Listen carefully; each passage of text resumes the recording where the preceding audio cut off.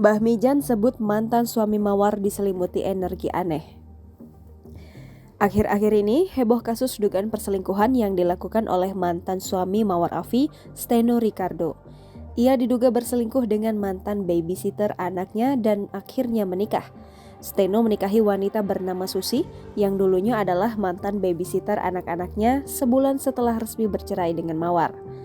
Para netizen dibuat gaduh dengan dugaan perselingkuhan tersebut. Bahkan paranormal Mbah Mijan sampai ikut berkomentar. Lewat Twitter, Mbah Mijan mengaku tak sengaja melihat video mantan suami Mawar bersama istri barunya. Menurut Mbah Mijan, Steno diselimuti energi aneh.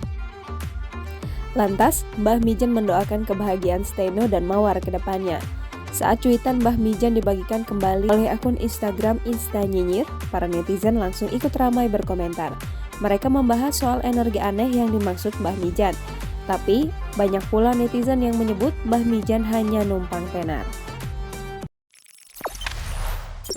Jangan lupa subscribe, share, komen, dan like ya!